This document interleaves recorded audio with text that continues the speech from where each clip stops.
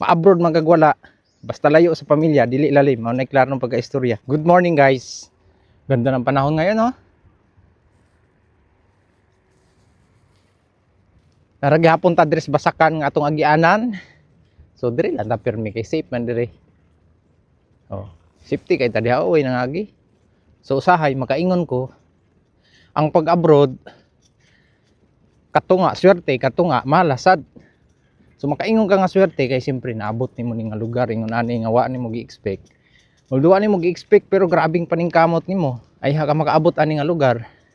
Mahatag nimo ang pagkaon sa imong pamilya katulo sa isa ka adlaw, di ba? Nakaabot ta sa mga lugar nga wala na to naadtuan. Sa kadaghan sa mga tawo nga nag-apply pa abroad, isa pud ta sa nagrasyahan sa ingon ani nga butang, di ba? So makaingon kita na swerte. So katunga swerte na, di ba? So makaingon sad ta nga malas. Ang katunga number 1 diha ang kalaay, kamingaw. So nagtrabaho ka kada adlaw nga murag ikaw ra isa. Kay siyempre para sa kalisod, sa ngalan sa kalisod mo biya gid number 1 nga rason nga nung abroad ang kadaghanan.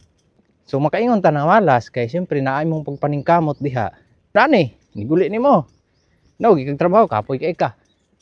Ano na routine nimo? Luto ka pagkaon nimo, pagkahuman tulog.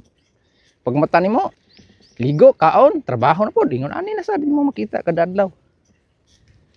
So mao na siya.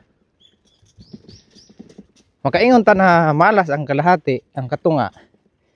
Kay lagi nakuha na to ang ato ang pangtusto sa adlaw-adlaw. Pero imong kalipay wala sa diri. Mao na siya makaingon tag malas pero overall pasalamat gyapon tag dako sa kahitasan nga natagaan tag ingon ani nga grasya. Kay grabe kadaghang tawo ang nangandoy nga makaabot ingon ani nga lugar, maka-abroad. Pero wa gid sila parara, no? So kung unsa man nga atong sitwasyon, ma-abroad magagwala, basta layo sa pamilya, dili lalim, mao na klaro ng pagkaistorya. So man na makaingon ko na ang pag-abroad half swerte, half malas. So ang katunga swerte, ang katunga pod malas. Pero overall, pasalamat tag dako sa Ginoo ang gitagaan tag ingon ani nga oportunidad.